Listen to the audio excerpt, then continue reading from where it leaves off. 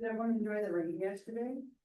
It was so nice, like when it stopped, like I sent my partner a text, I was like, oh, the sun's coming out, gross. She's like, oh, we live in the wrong place, right? For you to feel that way. But it was so nice. It like rained, it was freezing. And it was so nice. I want more of it. Like got to cancel soccer practice. Like I love soccer and I love it with my kids, but it was so nice to have like a random Tuesday off, like just stayed home. Like, oh, I wish it would rain again. But and then I saw this weekend it's gonna be up to like 80 something. I'm like, no, gross. That was my thought, gross. But I'm like such a fan of like the trees and the rain. I should move to back to Northern California, but I like it down here too. Well, enjoy the one day that we get, and I'll daydream of the next one. And now trying to avoid everything Christmas. I don't know if you feel that way, but I feel like this Christmas pressure right now. I'm like, it's October. There's 2 weeks to Halloween. There's And quality holidays. yeah, Christmas that right. There's so much still, but everywhere I go, there's like Christmas stuff. I like feel that TikTok where it's like the little like she's like singing coming out of the door, like little Mariah Carey with her Christmas note. I'm like, get back in there, lady. They're like, I'm not ready yet. Yeah.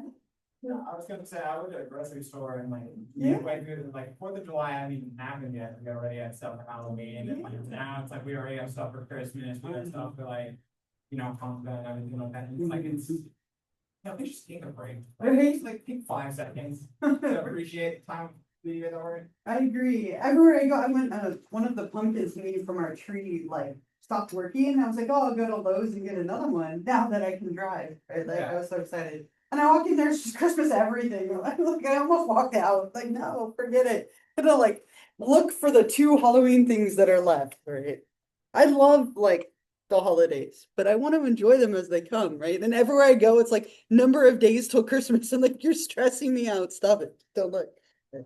Anyway, random thoughts to share with you today on Wednesday. And then we'll obviously get back to this, but I wrote that up there too, just to remind you, I changed it on Canvas. So we talked about last time that the second part of the paper that's worth 40 points. So I moved it back to the 22nd from the 20th, and I did update that on Canvas, but you're welcome to turn it in early if you want it off your list. Okay, so if you have it done or you have it done before then, turn it in. But remember, biggest thing is a source, right? 10 points for that academic source, and then progress toward your final paper. And a couple of people emailed me and asked, yes, you can change characters still. This would be a good time to do it. You don't want to do it after you've done that, because hopefully you've done a lot of work toward your final paper. But if you're having regret and you want to change to somebody else, you are more than welcome to do so. I would just recommend doing it before you do that second part, just so you don't do more work than you have to. Are there any other questions about that second part of the paper? Anything else? Yeah. Yeah, so I don't have one posted on there. I have a bunch of like the final papers. What I tend to see is mainly like bullets. Like, so a lot of people just have like bulleted thoughts of like different diagnoses. A really good thing that you could do would be like maybe get like a list going to some of the examples that you're going to use to help you diagnose your character. I've also seen people do stuff where they have like the summary written. So maybe they wrote like the summary because that was kind of an easy part to tackle. And then they have some bulleted thoughts about stuff, and then they have their source at the end, right? I tend to see it look a lot like that, right? Where mostly bullets, but sometimes people have written like parts of a section. I'm not super worried about the formatting. I just want to see the progress. And then of course that academic source. I don't know if that's helpful, but it tends to be mostly like bulleted thoughts. Anybody else for now? Anything else? Is there a way you'd be willing to post somebody's from the past? I don't know that I can still access somebody's from the past. I will look if I can still pull up somebody's and then get permission from them to post it. I will do so, but References are always. oh, I know. And we have I have like 6 or 7 of 5 or 6. I need to start in my mind 5 or 6 different ones. My kids today, what's the temperature going to be? I was like 67 degrees, and they thought that was way too funny. I have like 5 or 6 different examples of the final paper on there, but not the sample. I'll see if I can find one that someone will let me use. I just have a few from last semester who are in my classes now that I can ask. Yeah. You don't do it. Oh yeah, I'm not looking for like a rough draft. If you have a rough draft, feel free to turn that in. But most people, it's mostly bullets. But if you have more than that, of course, right? And as a side note, the final paper is due. I made it due just before Thanksgiving break, so that well, we don't really have a break, but before that Thanksgiving week, that way you could enjoy that time. But if you ever have a rough draft you want me to look at, I'm happy to take a look at it. As long as you give me a couple of days before it's due, I can read over and give you feedback if you need it at any point. That's huge. Yeah, Thank you. happy to do that. Okay. Was there another hand? Any other questions, thoughts? If I get access to a rough draft, I'll post it for you and I'll send out a message to let you know. But again, don't worry about the formatting as much as just progress toward that paper, whether it's bullets or like paragraphs or a mix, totally fine. All right, back to eating disorders, right? So we have a few slides left here before we move on to substance disorders, which kind of follows a similar format. But we left off here. So we talked about the three main disorders, right? Anorexia, bulimia, and binge eating disorder. Right? A little bit of a difference between each one, though there's definitely some overlap. And where we'll pick up are the causes. And with this, and I mean, and this is true of every disorder that we've talked about, but they definitely kind of focus on it a lot here. We call it a multi-dimensional risk So sorry. perspective. That's okay. So with multi-dimensional risk, we're saying that it's kind of everything combining together. And again, I think you could say that for any disorder, but we see that it's a lot of different factors with eating disorders. And I think we mention that so much here because they're so complicated. Again, think how many times a day you're hungry or face the decision to eat or not eat. And so there tend to be some psychological factors, some interpersonal ones, biological ones, and then cultural and societal ones as well. So let's talk about kind of some from each group. The psychological stuff, so we're looking at like mental factors, things related to your thoughts and so on. With this one, we see a very strong correlation with control. Right? Eating disorders have a lot to do with control. Maybe you feel out of control in your life, so you're trying to control something. And you do that through like controlling what you put in or remove from your body. Right? So control tends to be a big piece here, right? Like looking at someone who feels out of control or maybe even inadequate in other areas of their life. Low self-esteem is another one, right? So not feeling good about yourself. And that could be specific to weight or just kind of in general anxiety.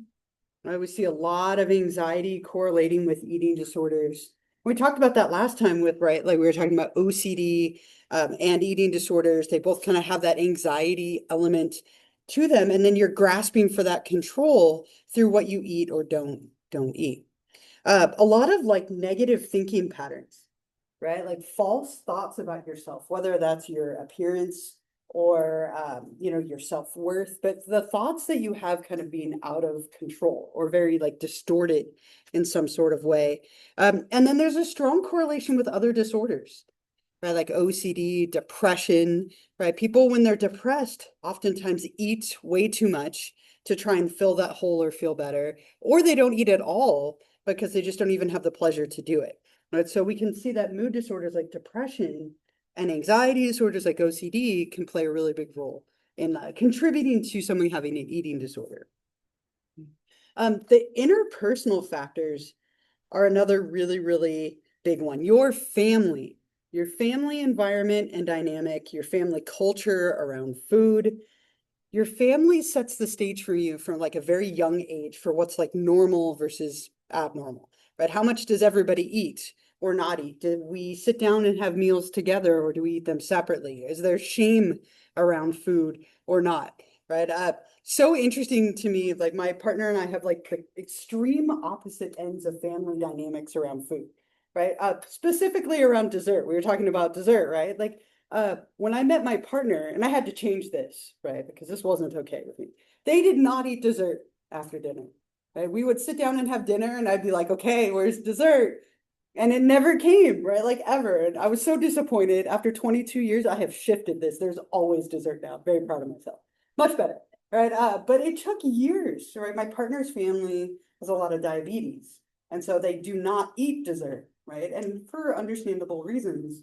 And my family, like, I can think of times where we only had dessert and we skipped dinner, right? Like, so like one of the first trips my partner took with me to visit my family, we went out for dessert. And she's like, when are we going to dinner? And I was like, well, that was dinner. She's like, wait, no, like you have to eat dinner. I'm like, do we? Right? I don't know. Like, I'll get a cake for no reason. Like, it's Tuesday. I got one yesterday, right? I don't know why I'm admitting that to you, but we're driving home and I'm like, can we stop at the store? And my kids are like, come on, right? And I'm like, I'll share. Like, and I got out, I got a chocolate cake. It had pumpkins on it. It was very festive, right? But like very different family dynamics, right? So to my family, having dessert, normal. My partner's family, not normal, right? There's just big differences there. Your parents' attitudes about eating, my in-laws shame each other for food all the time. Are you really going to eat that? Right? Comments like that. Are you really going to have that much? Like those little things seep in and they can influence the way that you view food. Right? I see some of you nodding. Anyone have any like thoughts or like comments here you want to share? Make me feel better about my random Tuesday cake that I had. I only ate half of it. It was a little cake. Yeah. I'm kind of like on your partner's side, Mhm. so are you do all of that? Like, Yeah. So when I had partners who would like eat dessert first and then dinner, I'm like, what are you doing? Like, that's not what you eat. Like, Yeah. why would you eat dessert first?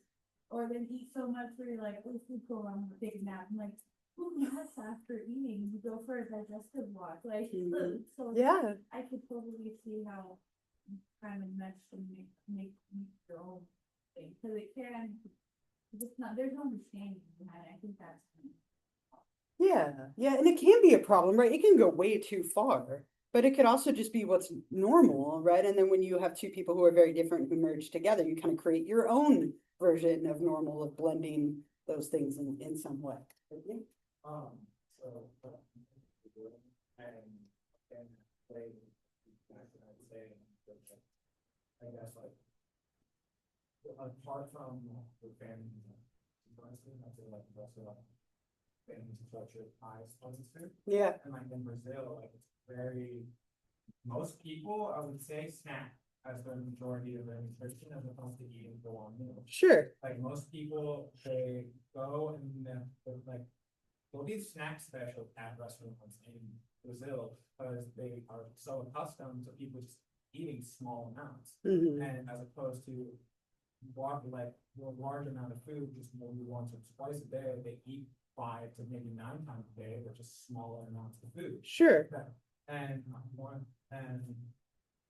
for me, like I find myself doing that as opposed to most of my family that they familiarize themselves with the American culture codes as opposed to the Brazilian culture. Yeah. It's interesting that like now my family looks at me as like I'm the one that overeats when that's how most of us used to eat growing up. Mm-hmm. Interesting, right? And that's where we get that cultural piece, right? Which family is a strong culture that we belong to, but then you can also have the bigger cultures like ethnicity and race and so on that have very strong trends with food. Yeah.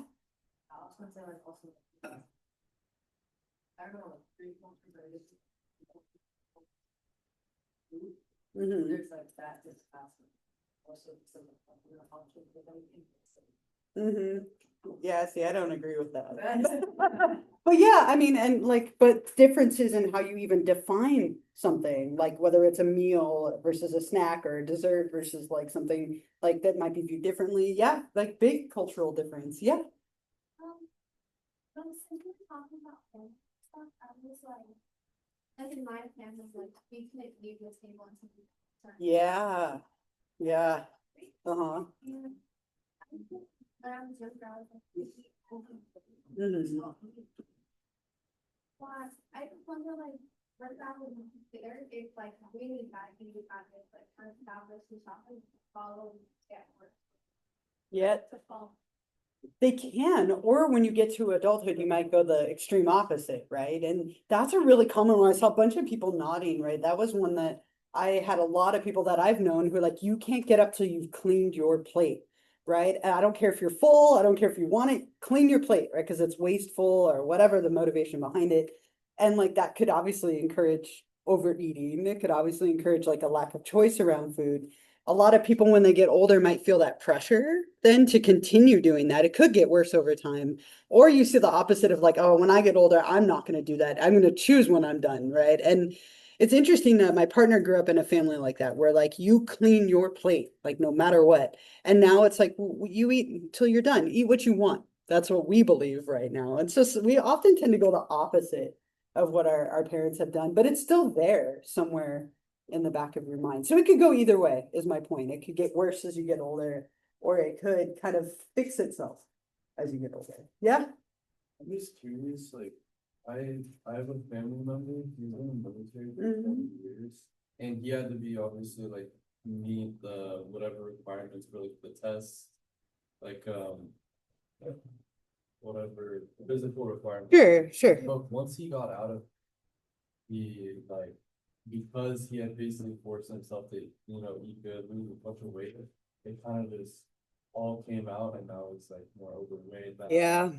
So is that like, I don't know, is that linked to anything? Is that like a common thing that happens? I mean, I can think of several people who fit that exact same description, but I mean, you're in this very regimented, like, right, like you're in this very regimented, no choice, you have to do these things. And it's kind of similar to the, like our last question, right? Of like, no choice. So you get out and it's like, well, I'm going to rebel against that, do whatever I want.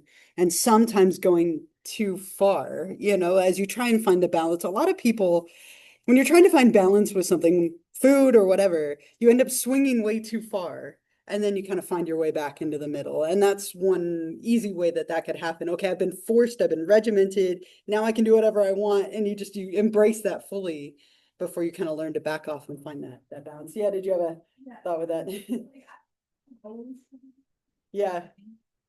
Like I was always getting measured. Oh, you just made it. I was like, "Hey." Yeah. And that was my hardest thing, but all it was like keeping just enough weight off. Sure. But then after the military, I gained a lot of weight. And then when I did the liquid diet, I got really into alcohol for a long time. Yeah. That just caused even more issues. So now, even though I'm not at the weight that I want to be at, I'm comfortable with myself. Yeah. Because I learned how to get to that. So it's really hard to be this image that you're supposed to be, especially in disorders, because that's just you're portraying the government, you're portraying America, you have to be this image. So when you get out of that, it's like you have no self anymore because you're not part of that. So it's like a whole bunch of mental stuff you have to get used to. And some people never adapt. It's unfortunate, but it's really hard to adapt. Whether that's military or as an athlete or as a performer or somebody who's in like has to meet standards for like you know, whether it's boxing or wrestling or whatever, like that's really common when you're forced rigidly into a box and then the box disappears. All of a sudden you tend to sway way too far until you kind of find that like spot, like you said, where you're comfortable, whatever that might be, right? It might be back in the way where you were regimented, or it might be somewhere in the middle. It could be all over. Comfortable. It doesn't mean like I'm gonna stay. I won't hold you to it. Stay like that. Right. If I do, I do. But at the end of the day, it just means I'm okay with it. Yeah. But all these like messages, right? Whether it's the family that you're in of like your family of origin or your ethnicity or like the military or whatever it might be, like there are all these messages that come up, right? And my partner's family, again, like 5 or 6 of them, see, I went 5 or 6, I adjusted. 5 or 6 of them have had gastric bypass surgeries, like over time. It's normal in her family. Her dad's had it, her sisters, both of them have had it, couple of people like beyond that, like in their family, it's just like normal, right? To have completely bypassed their stomach as a way to like lose weight.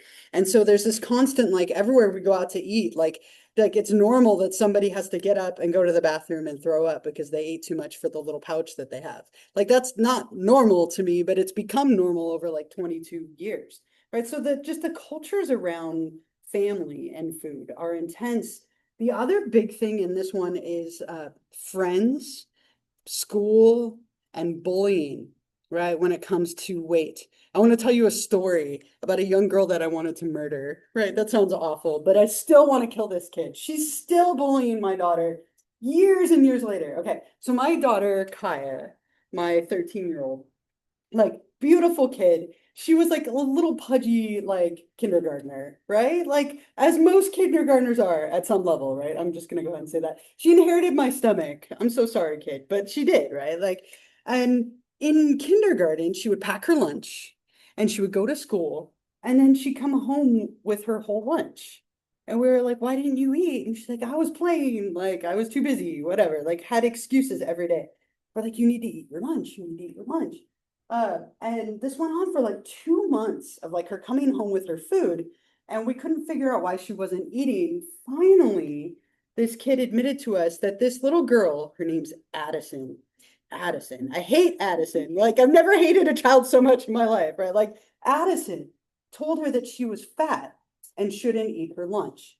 Okay, that like those were bad foods and she shouldn't eat them. I was like, they're not bad food. Like, show me a picture of Addison. Let's see what Addison looks like. Or I'm gonna wait for her in the parking lot. Like I was so violent against this kid, right? And it literally took like conversation after conversation. This kid kept telling my daughter that she shouldn't eat her lunch because she was fat, right? And eventually we had to talk to Addison's parents because it became this huge deal. Her parents were like, it was a really like negative family like culture and environment. You could kind of see where it would come from.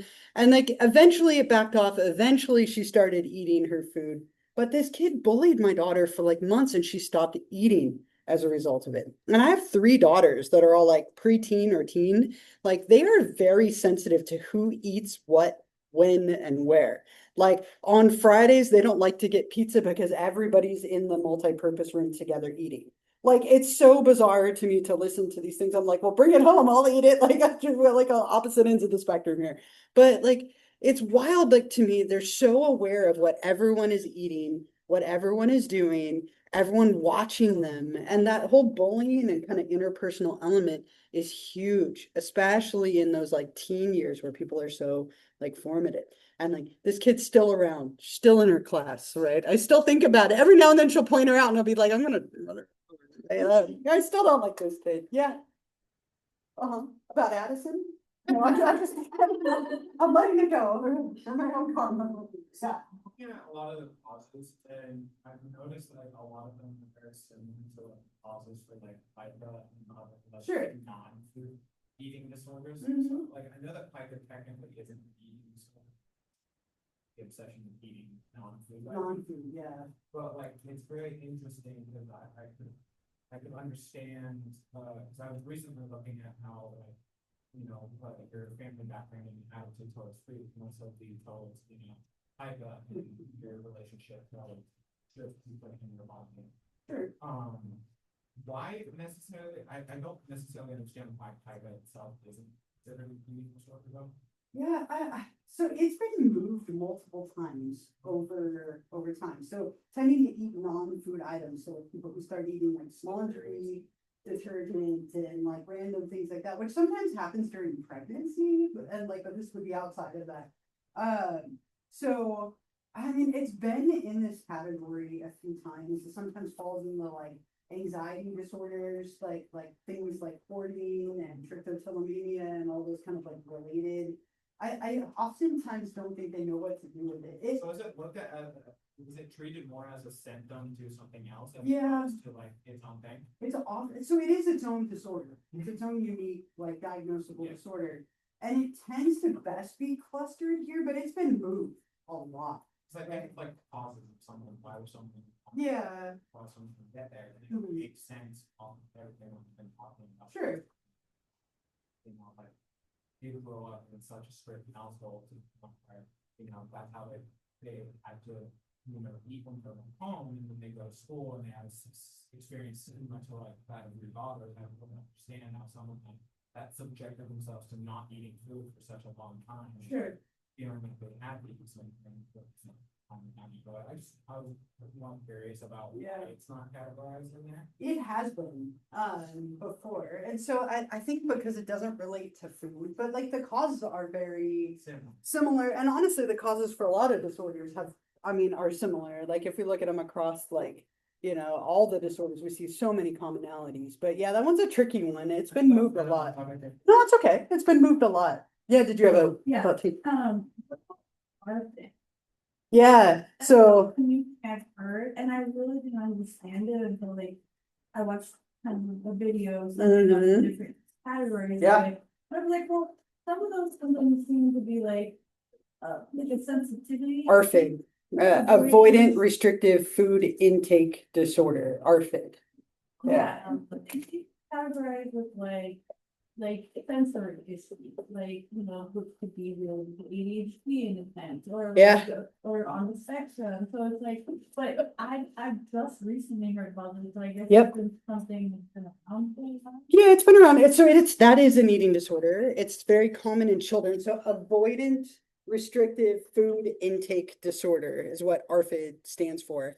And it's something where people are extremely avoidant and restrictive with their food intake, hence the name of the disorder, right? So they tend to eat very minimal variety of food. It can oftentimes be an extreme fear of eating anything else. Like getting even them to try something can be very challenging, very common in children, but it can persist. Yeah, Um, my daughter would eat nothing but like mac and cheese, chicken nuggets, Yeah. fries, no matter where it's were, no matter if I made them at home. my 23-year-old brother still eats that just like that, you know? Until I kind of took a step back and Yeah. realized, like, sometimes I don't want to get something Sure. because I don't want to, like, the sense, the taste of it and whatnot. And then slowly I started, I mean, she ate vegetables, she liked broccoli and other stuff, but it was like the texture part. Yeah, it could be texture. It could be just even the like, I've never tried it, so I'm scared of it. So it's very common for kids to be super restrictive in their foods, right? Think about kids' menus anywhere you go, right? Like at a restaurant, it's almost always some form of like a weird pizza, like mac and cheese or some kind of pasta, chicken nuggets or chicken strips or chicken stars or chicken something, right? And then like if you sometimes it gets more exotic than that, but those are like the very common items. And that's because those tend to be safe kid foods. But some kids are afraid to eat beyond that. It can get really intense and require exposure therapy. And the therapy is typically you have to try 5 new foods each week. And like children will cry, they'll vomit. Like it's so painful for them to do, but trying to push them through the fear of avoiding those foods. So that's definitely within, the eating disorder like realm as well. Very different ARFID, a little bit different, more with children. Yeah, oh, for sure it can persist, but it's much more common in kids. Biological stuff. Obviously, biology can play a role in anything, but the hypothalamus is the part of the brain that's in charge of food and hunger and so on. So it could be that it's not functioning properly, that something is off, like in terms of your metabolism or in terms of the hypothalamus. It can be genetic. There is a small genetic component, but it's hard to tease that out from what's like taught, the nature versus nurture piece of it. So it could be a little bit biological. That tends to be like the more minimal of the four. And then culture plays a really big role too. And we were talking about this with different ethnicities and like norms around food. But like our culture glorifies like thinness as attractive, right? Especially for women. And for men, it tends to be being more muscular as being like attractive. So very narrow definitions of beauty can play a big role. Also the media. Think about like all the things we were talking last time about like the YouTube videos and the TikToks and all the things that we see in the media. But the media has very narrow definitions of beauty. And when you're kind of bombarded with that, you tend to feel bad about yourself when you don't look like that. Right? Like I want to look like those people. And then it can seep in and lead to negative thoughts, which kind of builds on everything that we've been talking about. And I think we all know on some level that like the ads that we look at aren't real. Like everything's photoshopped and digital or AI or whatever now, right? But it's still like it makes this impact when you see billboards and magazines and ads and everyone looks so like different than you. It tends to make you feel very othered and poor about yourself. Really like old at this point. Like I'm sure there's a better example, but if you've seen the Dove evolution like campaign, this was this huge campaign like maybe 15 years ago. That was to that one, like things you liked, didn't like, anything at all with that one? What do you think? More positive, less positive? Thoughts? Yeah? They're very emotional. They get, Yeah. they get me, it was just very, natural. Yeah. That's what we're training for, is for people to feel comfortable. Mhm. So, that, I've never heard of song now, so we have, what was her name? Kobe, oh, I just forgot her last name. Kobe Calais, right? Oh, let me write it up here. COLBBIE.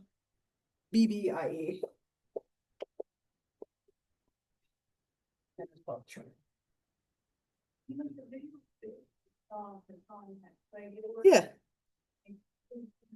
Hair, like, behavior to be, a guy, versus you have to try, to come over and stuff. Yeah, Actually, cool. Very different message, right? It was more for you, right? Like yourself, do this for you. Versus like the other one was much more like for somebody else. Was that a Yeah, I was kind of say. And I think someone else also. Yeah. Validation of the guys like. Mhm. You know, well, this way. But the second one was from like, it wasn't even telling you to feel good about yourself, but when it asking you like, something by yourself alone. Right. Do you like that person? Okay. Mhm. I think it's one that's for the other message that I think is like just as important about liking yourself, regardless of what who we are, like one by ourselves. Yeah. And that kind of magical effect that it was way more about just accepting who you are, opposed to be trying to do it without thinking about it. Yeah, like I think a more like positive, more globally positive and for yourself kind of message. Any other thoughts at all? Yeah. Comparison. Very much, while she was still like, oh, it's a body, guys, right? Right. All covered in makeup, we're still dolled up, right? Right. We're not gonna be plastic doll, but we're gonna still do things. But I liked how in Try, it started out with all the makeup and like, this is what we do for society, but this is what we really are, and I like that the scene also. Mm-hmm. So you know, like the hair, Yeah. and I like, and especially I like the inclusion in the way. Right. I'm kind of, and they're very Yeah. insecure about. Nice, some nice representation, right? I think across a little more diverse. The one thing that she got criticized for, I mentioned there was some criticism, was that she didn't go as far as maybe some of the other people did, but she did like make changes too, right? And so, yeah, I like that they're more vulnerable and authentic. It's more like natural in a way, like looking at that natural beauty. Yeah, I think one of the things, though, to give Megan Trainor a little bit of credit, sure. the one nugget that was, I think, spot on is, if I'm not for you and you don't find me appealing, Sure, right. move it along. Yeah, Like, that was really, she likes that in her songs in general, I think, right? I think Yeah. that's the positive note, like, Yeah. hey, I'm not trying to please everybody. Right. If you don't find me appealing, Yeah. I'll find somebody that does. You know, Yeah. it's- I think that's the Mhm. nugget that's solid there. Sure. No, I could see that. That's a good point, right? Of like, I am who I am, and if you don't like it, move along, right? Yeah. There's a lot of people out there. Mm-hmm. For sure. Right. So again, like, you know, those ones like 2014, 2013 in that range when those came out. And that's something that's still very there. Like body image is something that's constantly changing and evolving. It's so interesting historically, like looking back at the trends of different times, right? Like if you watch, like we watched over the weekend all these old horror movies with our kids because they were like, I've never seen Friday the 13th. I need to see it before I can wear this t-shirt, right? And so like watching these movies from like the 80s and then watching movies from the 70s, right, with like the Halloween movie, and like just the different trends of like clothing and what's a normal like weight and style and appearance for people, like it changes constantly. And so really interesting to look at that from like a historical norm, and then where are we now and how that feeds into these, because it plays a big role in how people like view themselves, and therefore like the likelihood of developing an eating disorder, literally feeding into it, those norms. Yeah. One of the elements that need to be added, and I'm sure that would probably be scooped into social and cultural, Sure. but scientifically, you know, since I'm 60, I've seen like the, if you wanna just be healthy, Mhm. not get approval from anybody else, how that science has changed, like, Sure. well, your longevity increases when you don't have sugar because it spikes Mhm. the, you know, and it causes Alzheimer's and. Yeah. da. And like when I grew up, rice and it was perfectly fine and encouraged and a solid food choice versus, Right. and I think that if you're really breaking down like really what are the causes, I think knowledge out there Mhm. is also relevant and should be Yeah. an additional subcategory. Yeah, and I would put that, like you said, it definitely falls in that cultural, like the time, right? Like But the, not and what, completely, because yeah, cultural, I feel like is not science-based. Sure. Cultural is, very trend-based in a lot of ways, right? right? Mhm. And it's not biology, but Yeah. it's kind of. Yeah, it's kind of its in own, I between could the see that. two, right? Yeah, and I mean, and as you were saying that, I was thinking like right now, like whenever, like I can't go a single evening of like streaming or watching anything without like seeing at least like 2 GLP commercials, right? Like just the Wegovy and the Ozempic and like all those things are such a big thing right now. And then interestingly, like, you know, so much research being done on them because they're being used so heavily. And some of the things that we're noticing about there, you mentioned Alzheimer's, we're seeing some crazy correlations to things like Alzheimer's in the use of those drugs, but those drugs are so popular right now. Like they're just like absolutely booming, right? And like every era kind of having its trends of like food or medications or what's considered attractive, it plays a big role in all of this. And Science of it, right? yeah, The science. mhm, And it's sure. interesting that you said that the drugs are causing Alzheimer's. Actually, the drugs stave Alzheimer's. So because it correlation, not doesn't cause, have- but correlating with Alzheimer's. because it balances the sugar spikes, and they're finding out that the sugar spikes are really what causes. It's wild. So I read an article, it was yesterday, actually, that they're looking at Alzheimer's potentially not being just a brain disorder, because it's thought to be related a lot to like, and we'll get there, like degeneration in the I'm brain. sorry, Oh, no. I sidetracked, but I was. Oh, just no, like, it's all there really is related. Another element too. when you Yeah. Go down, like. Yeah. And I think that like you see those interesting like trends in like science and suggestions and recommendations, they change constantly and they play a big role, right? No, I agree. Treatment, a little bit of a different treatment goal. You were talking about ARFID, right? And so I mentioned for ARFID, that one tends to be very like conditioning based. But with this, with anorexia and bulimia, slightly different goals for treatment, right? So with anorexia, because somebody is very underweight, the first thing you need to do is get them back to a healthy weight, right? And this is obviously very difficult to do. Like by nature of the disorder, the person is refusing to eat, they're refusing to maintain that 85% or more body weight. And so this can often be very challenging to do. And we see a lot of like hospitalization with treating eating disorders where somebody has to be in like an inpatient clinic for a period of time to be removed from the world around them, to have more control over the environment, to have more support. And so getting someone to eat a little bit more, right? And this can sometimes be like through the use of tubes and through supervision to make sure that they actually consume it. Like this can be challenging and take some time. And then treating the disorders that are like the psychological issues that are fueling it, right? Like where is this coming from? Let's identify the thoughts. Let's identify the motivation. Let's identify the conditioning and elements underneath, and then try and treat them and reduce things that are going to lead to relapse. Well, a lot of time keeping journals on looking at triggers. Are there certain people that are problems for you? Is there certain times of day, certain foods, certain, whatever, like what are the triggers? What are things that might kind of push you into relapsing or push you into like a negative episode, if you will, and then trying to work through them or come up with like distress tolerance measures to help you through them. So kind of a three-pronged like form of treatment, right? Like restoring to healthy weight, looking at anything underlying, and then trying to reduce or eliminate anything that could lead to relapse. Again, a lot of relapse with these disorders.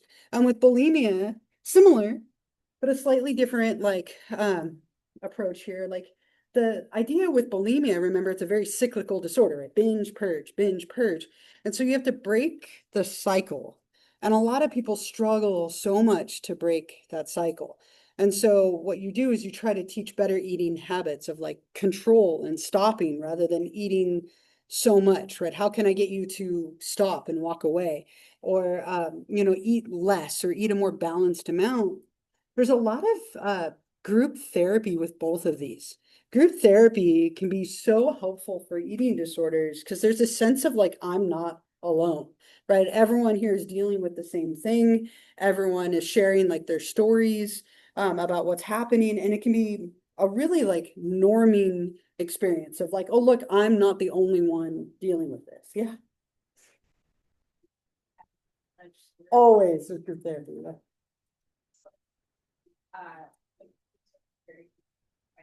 Yes.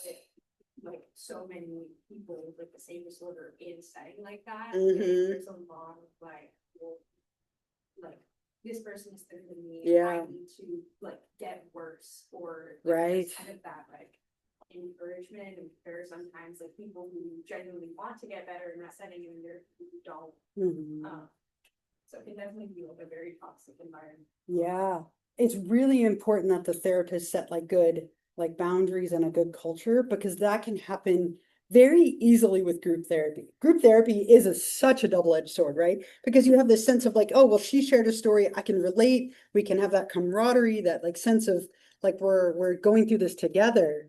But then the competition that can develop as well. Like you mentioned, like, oh, well, they only ate this and I ate more. They weigh less and I weigh more. And oh, it can get so tricky. I always think of with that, I always think of, I don't know, I think I mentioned this before. If you've ever seen Blades of Glory, it's like an old comedy, but in there's like a sex addicts meeting, and it's all these people who are struggling with sex addiction, and then they all hook up with each other after the meetings and before the meetings, and they're all getting like turned on and out of control during the meeting. Like it's just such a great example of how it can get escalated, or like the anger management one that I showed you way back.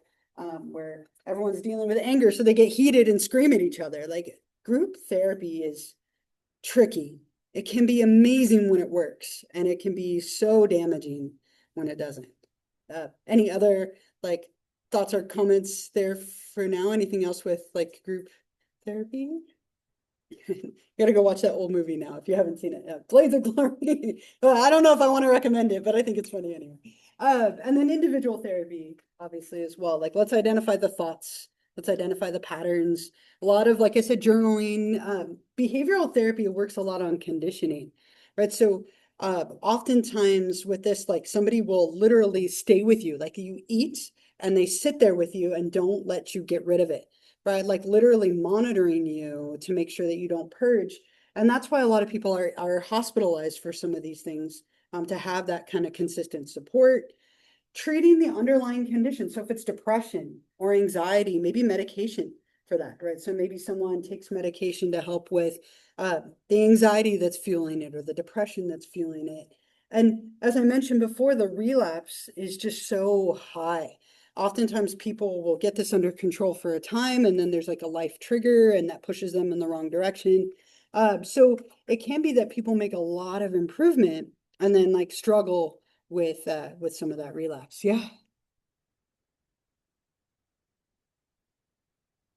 Is there? I don't know. I didn't.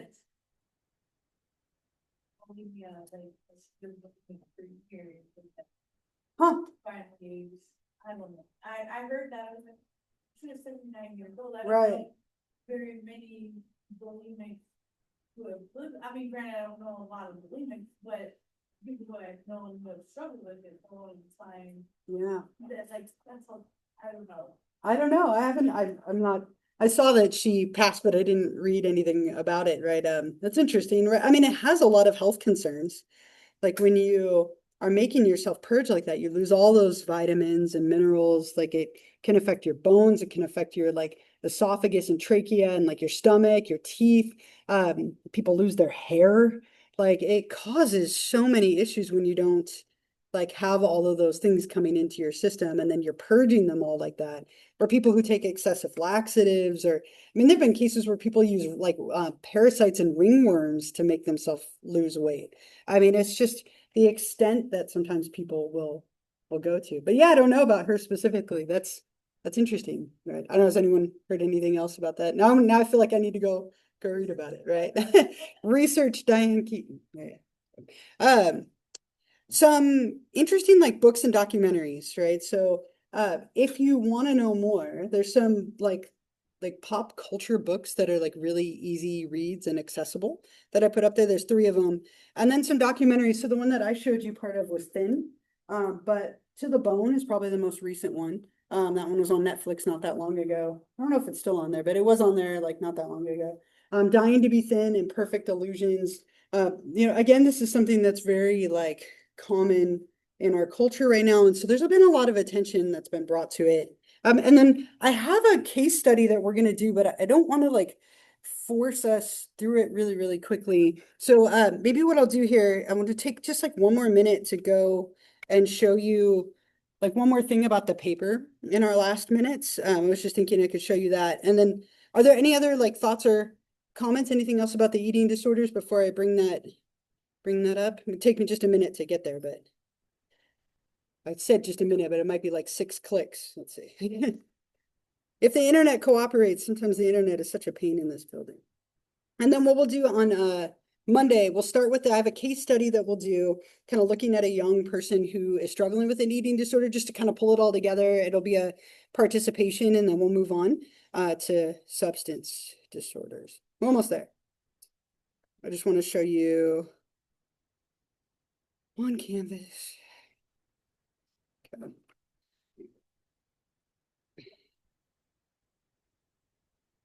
Thinking about it. Okay. So if you're on Canvas, right, which is this is our Canvas page here. Let me go to your view. If you go to, you can go to modules or assignments. So if you go to assignments, this is where you can find that second part of the paper. I just want to make sure that you knew where to go. So we had part 1, here's part 2. And again, I changed the date, as you can see. But when you click on it, it'll bring up all the instructions for you.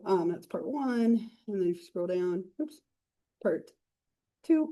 So again, 40 points, 2 to 3 pages. And then I have like the kind of main things that you need to have that we talked about last time. As I said, I'll contact a couple of people. I was thinking about it as we're going to have like 2 or 3 people that I can reach out to see if I can get an outline. But again, don't worry too much about the formatting, just progress. Okay, that's really, again, all I'm looking for. But it should be like a good 2 to 3 pages. You can always give me more.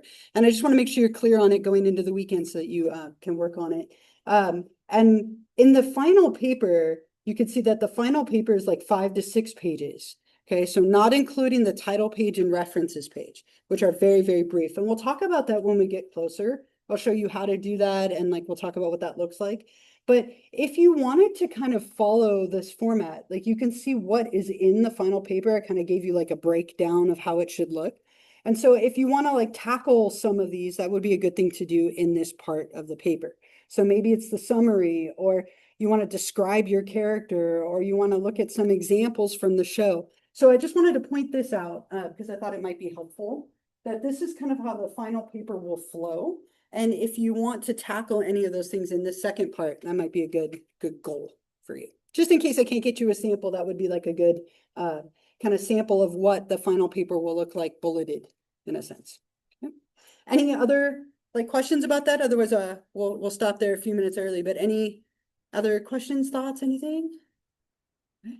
All right, have a wonderful weekend. And when I see you on Monday, we'll finish this up and then move on to chapter 10.